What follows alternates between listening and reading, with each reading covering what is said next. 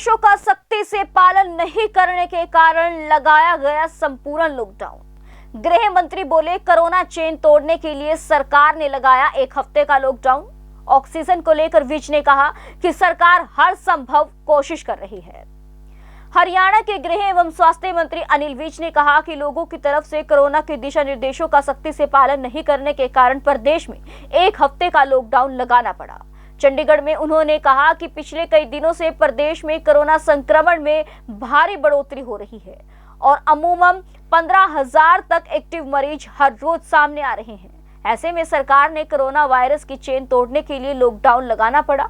हरियाणा में corona virus मरीजों के इलाज में लगे लोगों के खुद ऑक्सीजन के लिए भागदौड़ के सवाल पर विज ने माना कि प्रदेश में ऑक्सीजन की किल्लत चल रही है, लेकिन उन्होंने कहा कि वर्तमान में हरियाणा में 300 मीट्रिक टन ऑक्सीजन की जरूरत है, जबकि उन्हें 252 मीट्रिक टन ही मिल रहा है। इसके लिए कुछ अन्य तकनीकी दिक्कतें भी सामने आ रही हैं। कुछ दिन पहले रेवाड़ी में ऑक्सीजन प्लांट में दिक्कतें आ गई थी। इसके अलावा कई बार ऑक्सीजन ट्रांसपोर्टेशन में भी दिक्कत हो सकती है, लेकिन सभी दिक्कतों के बावजूद सरकार प्रदेश में ऑक्सीजन मुहैया करवाने की हर संभव कोशिश कर रही है। प्रदेश में बढ़ते कोरोना के मामलों के चलते उन्होंने कहा कि सरकार ने जल्दी डॉक्टर और पैरामेडिकल स्टाफ भर्ती करने का फैसला किया है। इसके अलावा इंडियन मेडिकल एसोसिएशन से भी मैन पावर की मांग की गई है। वहीं गृह मंत्री अनिल विज ने लोगों से अपील की है कि वे कोरोना बचाव के लिए अपने घर में ही रहें। के अंदर और एसओपी जारी हो गई है। हालांकि अब की बार की जो एसओपी है उसमें कुछ रियायत दी गई है, तो किस तरह से चैन तोड़ने की कवायद है? देखिए, हम लॉकडाउन लगाना नहीं चाहते थे।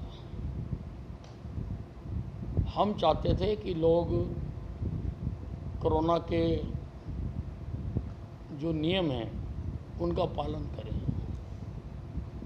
लेकिन सभी कदम उठाने के बावजूद भी लोगों ने कोरोना के नियमों की पालना नहीं की, जिसकी वजह से संक्रमण बहुत तेज़ी से बढ़ा। आज एक्टिव मरीज 1 लाख से ज़्यादा हैं और लगभग 15,000 मरीज रोज जुड़ रहे हैं। इसलिए मजबूर होकर इस चेन को तोड़ने के लिए हमने ये लॉकडाउन लगाया है। मेरी जनता से अपील है कि इस लॉकडाउन के दौरान अपने घरों में रहें, सुरक्षित रहें और कोरोना को हराएं। कांग्रेस कह रही है कि आप लोगों ने कुछ ज़्यादा ही देरी कर दी लॉकडाउन लगाने में। लॉकडाउन लगाना था, पहले लगाना चाहिए था। कांग्रेस ये भी मांग कर रही है कि आप लोग फेल साबित हो रहे हो। सर्वदलीय बैठक बुलाई जाएगी सरकार की तरफ से। देखिए, ऐसा है, ये राष्ट्रीय आपदा का समय है और इसमें सबको आगे बढ़ के सहयोग करना चाहिए और मैं कई बार इसकी अपील भी कर चुका हूँ। कुछ लोग कर भी रहे हैं, कुछ लोग ऑक्सीजन के सिलेंडर मुहैया करवा रहे हैं, कुछ लोग ऑक्सीजन कंसंट्रेटर मुहैया करा रहे हैं, कुछ लोग कोरोना मरीजों के लिए भोजन की व्यवस्था कर रहे हैं और कुछ लोग केवल बातें कर रहे हैं। तो जैसी जैसी जिसकी क्षमता वो कर रहा है, हमें किसी से कोई एतराज़ नहीं। एक विचार, जिस तरह से ऑक्सीजन की बात करें या रेमडेसिविर इंजेक्शन की बात करें, कालाबाजारी लगातार हो रही है और बेड्स के नाम के ऊपर भी जो प्राइवेट हॉस्पिटल खासकर हैं वो 50-50 हज़ार रुपये वसूल रहे हैं। पैकेज बना दिया गया। देखिए, रेमडेसिविर का सारा नियंत्रण सरकार ने अपने हाथ में ले लिया और बाकायदा उसका प्रोफार्मा बना दिया। जिस पेशेंट को जिस हॉस्पिटल को चाहिए होगी, सीएमओ के पास एक कमेटी बना दी, वो सीएमओ को अप्लाई करेगा और सरकारी दामों पर उनको रेमडेसिविर मिलेगी। उसी प्रकार से टोसली जमैपो के लिए भी 3 वरिष्ठ डॉक्टरों की जो इस फील्ड के हैं उनकी कमेटी बना दी, जिसमें डॉक्टर ध्रुव पीजीआई रोहतक के हैं,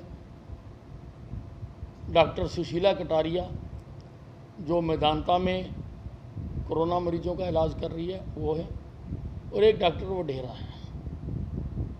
इन तीनों की रिकमेंडेशन पर ही टोसिलीजुमैब मिलेगा और वो भी सरकारी दाम पर मिलेगा। इसलिए कालाबाजारी होने का प्रश्न पैदा नहीं होता। लेकिन इससे पहले कुछ लोगों ने की है और हमने उनके खिलाफ कार्रवाई भी की है। हमने उनको अरेस्ट भी किया है, उनकी दुकानें भी बंद की है। जहाँ तक बात रह गई मरीजों को ओवर चार्जिंग करने की, तो मैंने सभी अधिकारियों को हिदायत दी है। हमने रेट तय कर रखे हैं प्रति बेड कि आइसोलेशन का क्या चार्जेज है, आईसीयू के क्या चार्जेज हैं, वेंटिलेटर के क्या चार्जेज हैं, हमने तय कर रखे हैं। ऑक्सीजन के क्या चार्जेज हैं। अगर कहीं पर भी कोई भी, और मैं इस मामले में बहुत सख्त हूँ, अगर मेरे पास शिकायत आएगी तो मैं सख्त से सख्त कार्रवाई करूँगा। साहब, ये जिस तरह से रेमडेसिविर और ये टोसिलीजुमैब की बात है, ये डॉक्टर्स ने क्या ये कोविड के लिए परफेक्ट दवाई हैं? नहीं, अब इसका तो डॉक्टर ही तय कर सकते हैं। अंधाधुंध भी लग रही थी, बार बार ताकीद किए जाने के बावजूद भी लोग लगवा भी रहे थे और डॉक्टर्स लगा भी रहे थे। इसलिए अब एक्सपर्ट कमेटियां बना दी कि वो देखेंगे कि ज़रूरत है भी है या नहीं है, उसके मुताबिक ही लगेगी।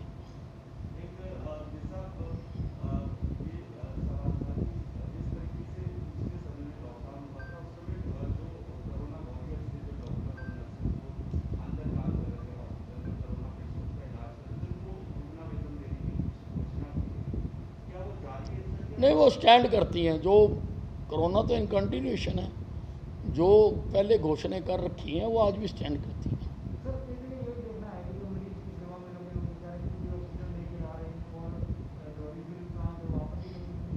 हाँ जी, जो तीमारदार हैं वही ऑक्सीजन के वो सिलेंडर भरवाते फिर रहे हैं और ऑक्सीजन फैक्ट्रियों के बाहर लंबी लंबी लाइनें और ऑक्सीजन की किल्लत है सर? नहीं, ऑक्सीजन की किल्लत तो है, क्योंकि जितनी हमें आवश्यकता है हमें उससे कम मिल रही है। हमें 300 मीट्रिक टन की आवश्यकता है और हमें 252 मीट्रिक टन मिल रही है, और वो भी कई बार अवरुद्ध हो सकती है क्योंकि मशीनरी है। कई बार प्लांट ही नहीं चलता। अब 2 दिन पहले रेवाड़ी का प्लांट ही बंद हो गया, वहाँ से हमें 25 मीट्रिक टन मिलती है। हमारे ट्रक सारा दिन खड़े रहे, कभी ट्रक भी खराब हो जाते हैं। तो इन सब चीज़ों से जूझने के लिए बाकायदा हमने एक मैकेनिज्म क्रिएट किया, एक टीम क्रिएट की है जो राउंड द क्लॉक काम कर रही है कि अगर कहीं पर शॉर्टेज हो जाए तो कहाँ से कहाँ डाइवर्ट करनी है। और हम कोशिश कर रहे हैं कि हमारे सारे अस्पताल चलें और सारों को ठीक टाइम पर मिले। नहीं, वो हम लगातार सरकार से बात कर रहे हैं और आप देखिए कि हम उड़ीसा से भी ला रहे हैं, बाई एयर भी हमारे जो टैंकर्स हैं रोज़ाना जा रहे हैं, और ऑक्सीजन स्पेशल भी हमने चलाई है, उसमें भी जा रहे हैं रोज़। हम हर मुमकिन जो जहाँ से मिल सकती है हम ला रहे हैं। सब अधिकारियों की ड्यूटी लगाई गई है जिलों के अंदर ऑक्सीजन के ऊपर और रेमडेसिविर इंजेक्शन के ऊपर। कहीं ना कहीं मनमानी अधिकारी करते हुए दिख रहे हैं। विधानसभा के अंदर भी ये विधायकों ने भी शिकायत की थी विधानसभा अध्यक्ष को, आप किस तरह से देखते हैं? नहीं, उसके लिए अब सारे जो मंत्रियों की भी ड्यूटियाँ लगा दी गई हैं। अगर कहीं से कोई ऐसी शिकायत आएगी तो मंत्री उसको देखेंगे। क्या हरियाणा में सरकार पत्रकारों को फ्रंटलाइन वर्कर मानती है? नहीं, पत्रकार है ही फ्रंट लाइन पे खड़े होकर काम करते हैं। अब उनको हमारे मानने ना मानने से क्या फर्क पड़ता है।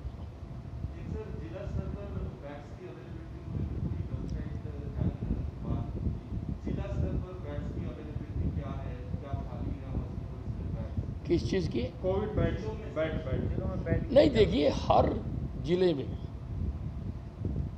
क्योंकि मरीज बहुत ज़्यादा आ गया और हरियाणा से बाहर का भी आ गया, एक अनुमान के हिसाब से लगभग 70% मरीज दिल्ली का आ गया। लेकिन जो आ गया, अब मरीज तो मरीज है, हम उसका इलाज कर रहे हैं। इसलिए मैंने सभी उपायुक्तों को हर ज़िले में अतिरिक्त बेड व्यवस्था क्रिएट करने के लिए कहा है और हर जगह पर ये क्रिएट की जा रही है। 500 के 2 अस्पताल पहले DRDA ने कहा था हम बनाएंगे, लेकिन अब वो नहीं बना रहे हैं। हम सरकार अपने संसाधनों से बना रही है। PWD को उनका बनाने का काम दिया गया है, उनको बनाया जा रहा है। बाकी जगहों पर भी जहाँ जहाँ पर हमें अवेलेबल जगह मिल रही है हम सब जगह बना रहे हैं। मैन पावर के लिए मैंने IMA से भी अपील की है, उनका बड़ा पॉजिटिव रिस्पॉन्स है, वो आ रहे हैं। मैंने जो मेडिकल स्टूडेंट हैं वो भी सारे DGH के डिस्पोजल पर कर दिए। लगभग 1400 वो स्टूडेंट्स हैं, उनको भी करेंगे। और डॉक्टर्स का और पैरामेडिकल स्टाफ के लिए हम एडवर्टाइजमेंट निकाल रहे हैं। जितने हमें आवश्यकता है हम और उनकी भर्ती करेंगे। हम हर जगह पर हम नहीं चाहते कि एक भी मरीज ऐसा हो कि जो इलाज के अभाव में जिसका नुकसान हो। हर मरीज को कहीं ना कहीं बेड मिले, इसलिए मैंने कहा बैंक्वेट हॉल मिले, होटल मिले, स्कूल मिले, जहाँ मिले आप वहाँ पर बेड्स लगाइए और मैन पावर का हम इंतज़ाम कर रहे हैं। मिस्टर, पत्रकारों को फ्रंटलाइन वर्कर मानते हैं, कोई वैक्सीनेशन करवाने का भी उनका प्रोग्राम है? पत्रकारों की वैक्सीनेशन हो गई और भी जो कराना चाहते हैं हम करवाएंगे सबकी।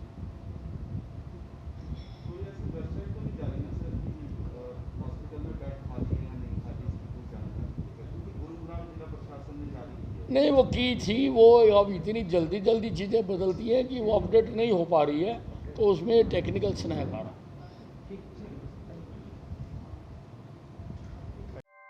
ऐसे ही लेटेस्ट खबरें पाने के लिए बेल आइकन को क्लिक कर हमारे चैनल को लाइक, शेयर एंड सब्सक्राइब करें।